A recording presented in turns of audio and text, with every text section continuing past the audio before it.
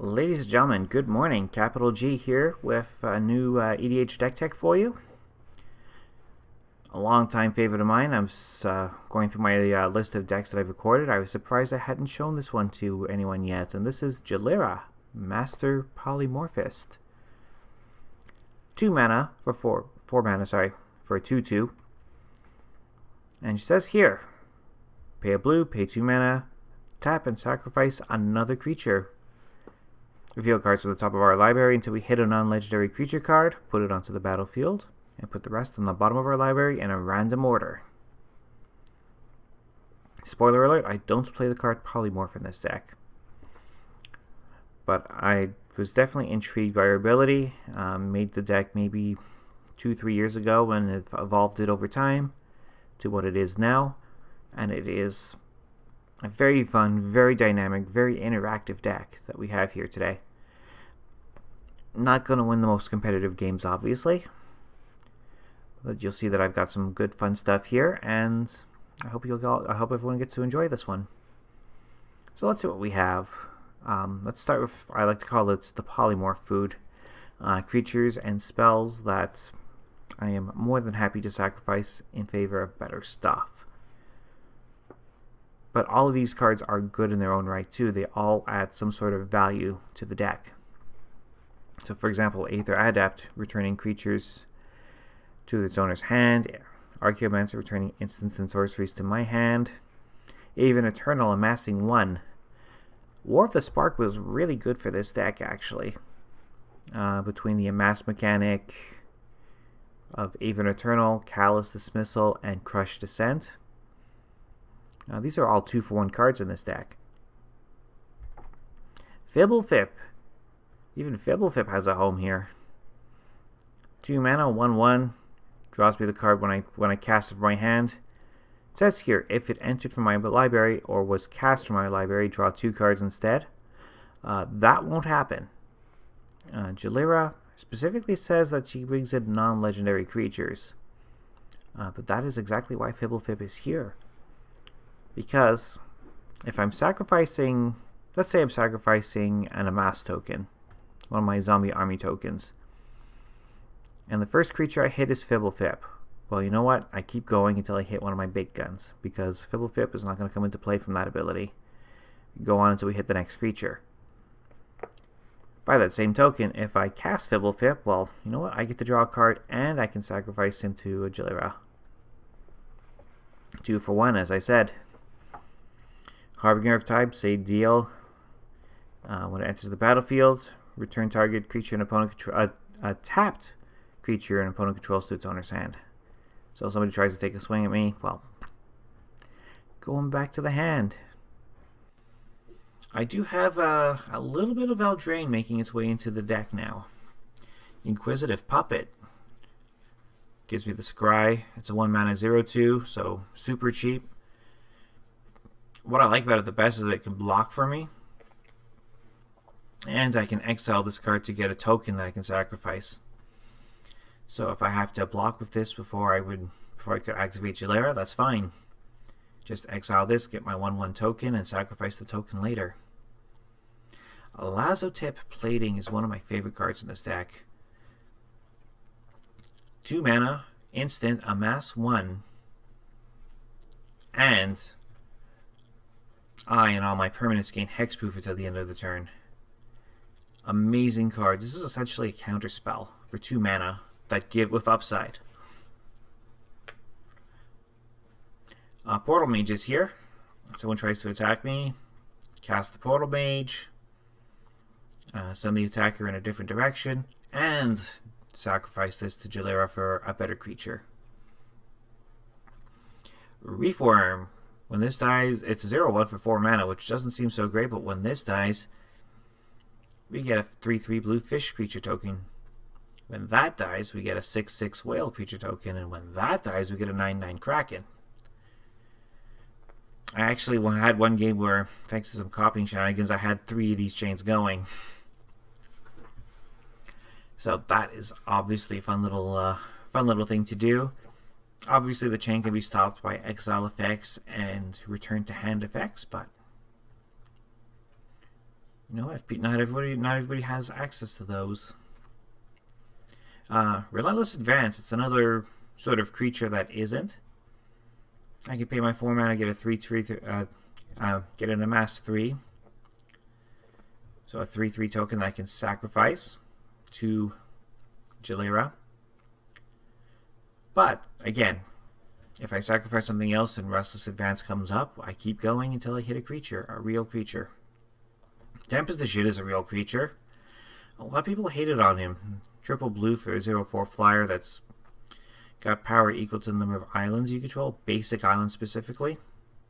But I run 24 of those. He could be a big beater for me. Voidstalker is essentially removal. 2/1 for 2 mana. And best case scenario is you manage to get to activate his ability and Jalira's. His ability is to put the Voidstalker and target creature on top of their owner's libraries, and then those libraries get shuffled. But you activate the Voidstalker, respond by activating Jalira, you sack the Voidstalker, and your opponent still has to shuffle their best creature back into their deck. Agent of Treachery is here as sort of my targets. These are the guys I want to hit with Jalira. So Agent of Treachery comes into play, takes control of a permanent, and if I hit my end step and I happen to control 3 or more permanents from my opponents, I get to draw 3 cards.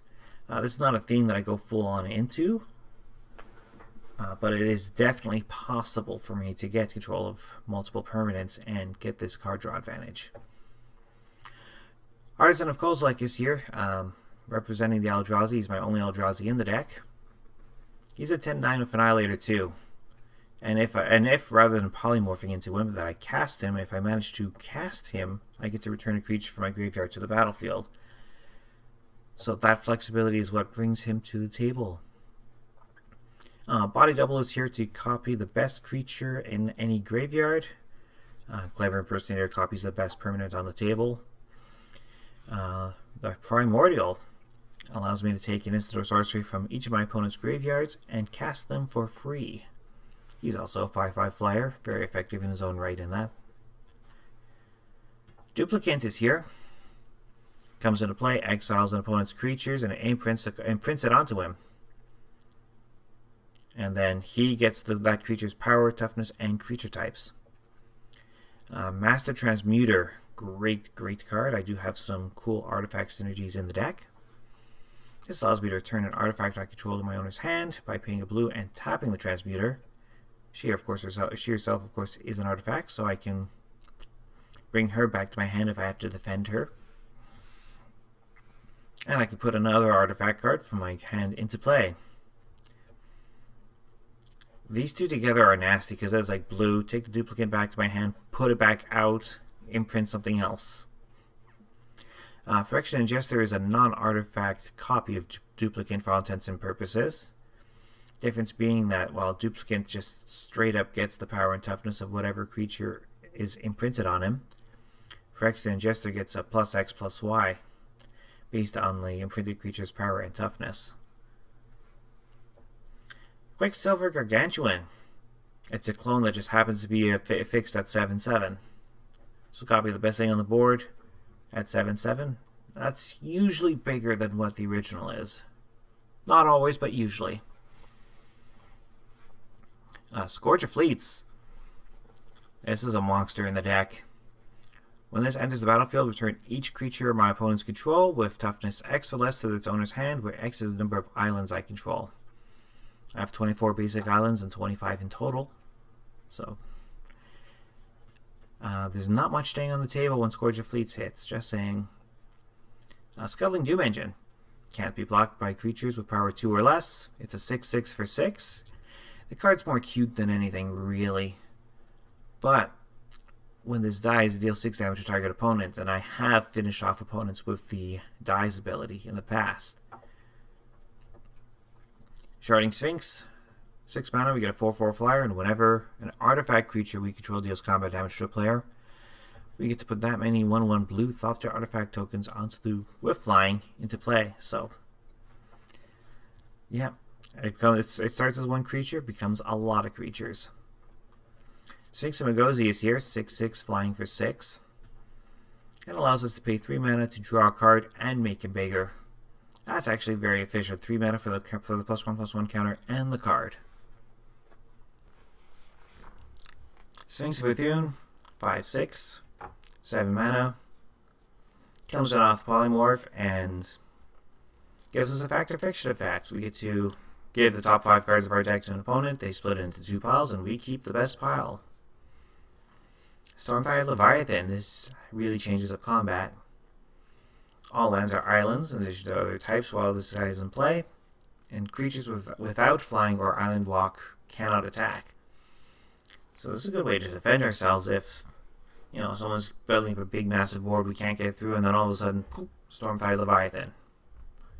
Well, we get to go on offense, and our opponents cannot. Vizier of Many Faces. It's a clone. But what's nice about him is that he can clone any creature on the battlefield, and not only can I cast or polymorph him into play the first time, but when he's in my graveyard, I can use the Embalm and basically cast him from my graveyard.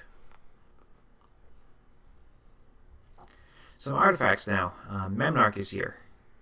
He's sort of my plan B and sort of the secret weapon. He's not the win condition by any means, but if I'm struggling to keep my big creatures on play, if I'm struggling to keep Jalira in play, then later in the game, Memnarch comes down from my hand, people don't see him coming, and I start taking over the board. Mindstone, Sculpting Steel, Soul Ring, these guys are ramp. This copies any artifact in play, usually a ramp piece. Staff of Nin, draws me some extra cards, you can throw out some extra points of damage. Thran Dynamo is here to give me lots of colorless mana. I'm not relying on Jalira 100%, because if Jalira's kept off the board, then I don't get to polymorph into things, so Thran Dynamo is here as a way to cast my bigger spells without necessarily needing Jalira around to do it herself. Warren Powerstone, same deal, ramps us up. Trading Post. I've always loved the flexibility of Trading Post and all 4 abilities. Actually, not so much the first one. We don't really like discarding cards, and there's no value to us gaining life other than staying in the game maybe a turn longer if that's what it does. But giving us goats that we can sacrifice, letting us get artifacts back from our graveyard, letting us draw cards, all useful. Small number of enchantments. We've got Control Magic to take control of a creature. We've got Steal Artifact to take an artifact. Got Copy Artifact too. Well, copy an artifact. And we have Dragon Wings. Here's a little bit of spice for you. It's got cycling, so you pay your 2 mana, put it into your graveyard, draw a card. Later on in the game, when Jalira polymorphs into a big creature, it's got 6 casting cost or more, and it happens to not be able to fly, we can bring our Dragon Wings from our graveyard onto that creature for free. And perhaps the best enchantment in the deck, Training Grounds. For a single blue, this sits on the table, and activated abilities of creatures we control cost up to 2 less to activate. So yes, with this in play, Jalira costs a single blue to activate. A bunch of instants and sorceries to defend our position on the board. Aetherize. Return all attacking creatures to their owner's hand, self-explanatory there. Brainstorm, of course, draw 3, put 2 back. Crackling Counterparts. Create a token that's a copy of target creature we control. Counterspell to, counter a spell. Cyclonic Rift. I have 1 copy. This is where I put it. Disdainful Stroke counters a spell casting cost 4 or greater. Dissipate not only counters the spell, but exiles it as well. Dissolve is counter target spell, scry 1. This is more of a placeholder for Disallow. I would like to get Disallow into this deck, because Disallow gives you the option of countering spells or abilities. Preordain, scry 2, draw a card. Pull from the deep to get an instant card and a sorcery card back from our graveyard. Rapid Hybridization. turn an opponent's creature into a frog. Reactive command, take control of an opponent's creature, and we can attack with it. It's a threaten effect in blue, and this card predates threaten. Right of replication, copies one creature if you pay the 4, copies that one creature 5 times if you happen to pay the kicker. And Tahili's Artistry. Create a token that's a copy of target artifact, or create a token that's a copy of target creature, except it's also an artifact. And Stolen Identity lets us copy any artifact or creature on the battlefield. And has Cipher, which means we put it onto one of our creatures, almost like an aura, and then anytime that creature deals combat damage to a player, we cast this spell again. Summoner's Bane, another counterspell with value, gives us a 2/2 illusion token when we counter a spell with it. And Treasure Cruise. Delve away some cards we don't need anymore and draw 3. Void Shatter is also here, and it also allows us to exile the spell that it counters. For lands, I've got Academy Ruins, been sitting on this one for a few years, so I'm glad to have this one in my employ. Puts an artifact from our graveyard on top of our library. And of course, some of our artifacts just happen to be really powerful creatures that we can polymorph into. Blighted Cataracts, we sacrifice this to draw some cards. Coral Atoll. It's a Karoo land. Take one of our islands back, put this down, and it taps for 2. Evolving Wilds is here. Terramorphic Expanse down here, as always. And Fabled Passage will make its debut here. Managed to get one of these at my pre-release. I got it in the packs that I wanted at the pre-release. I didn't actually have a chance to use this yet. So this will be the first deck to host one, and we'll see how it goes.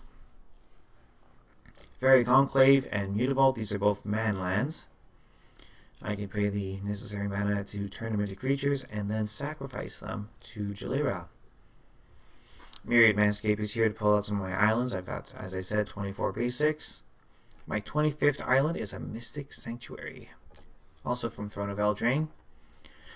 I'm not sold on these common lands that they come into play untapped if you already have 3 of the same land, same basic land, but I don't know. I'm not sold on these yet. I mean, pre-release I played an Obzan deck, 3 colors, and getting 3 of the same land and then playing one of these wasn't going to happen, so I didn't build around that.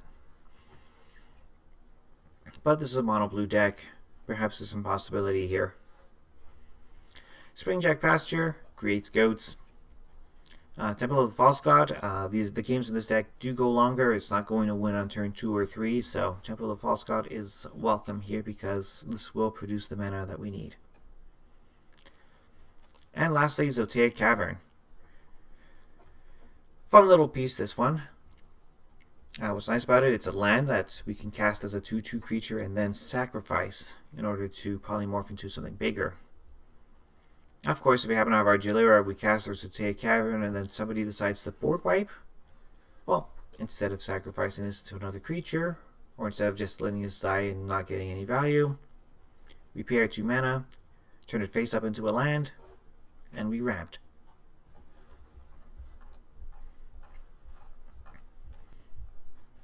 So yeah, so that's my deck. I'll show you some of the suggestions that EDH had, starting with some of the creatures that they were pointing out. Personally, my favorite suggestions from EDH Rec, at least through this particular app, is Royal Elemental. I don't have one of these. Apparently he's fairly cheap these days. I'll have to keep an eye out for it. But at 6 mana, it's a 3/2 flyer. But whenever our land enters the battlefield under our control, we get to gain control of a creature for as long as we control the Royal Elemental. Spoiler alert, we're going to be sacrificing the creatures that we take control of. Just saying.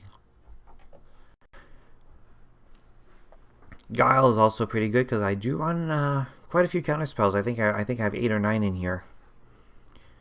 So if I get Guile into the graveyard, I can get Guile into play because he's an elemental incarnation. He's not legendary, so getting him into play from from Jalira, pretty easy. Getting him into the graveyard, still easy. And then once that happens, any spells or abilities that we any spells that we counter, we get to exile and we get to cast later. So this would be a fun card. But Royal Elemental is definitely an all-star if I manage to get him in here.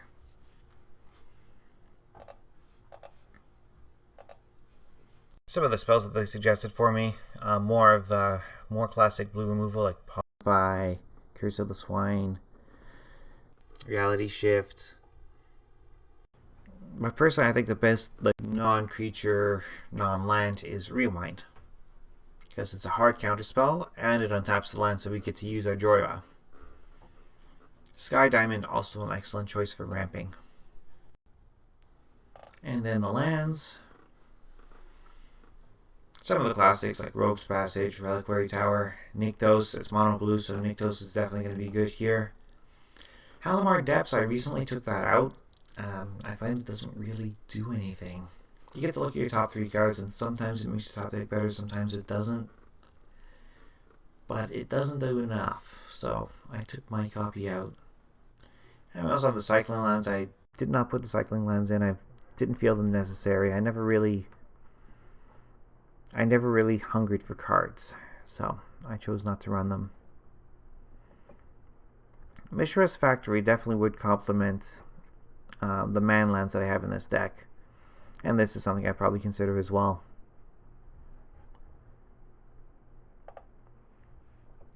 And as for pricing, the deck is mostly cheap. It's just a couple of random expensive cards, some of the ones that I've been holding on to for a while, like Master Transmuter I've had for years. The Lightning Greaves I've had for years, Memnarch I've had for years, Sculpting Steel. Again, these are all cards I've had for years. Copy Artifact, had that one for years, almost $30. Cyclonic Rift, of course, the big one, almost $22. Really, when you look at all the more expensive cards that I'm running, the only one that's I would call essential is Training Grounds. But between its comparatively low printing and the fact that Kenriff really likes this card, yeah, that price is not gonna go down until they reprint this thing. Really, the other expensive card again, Academy Ruins, a card I've been sitting on for years. Brings my price to $218.74, but just by shaving like 5-6 cards, you can bring that down $100 easy.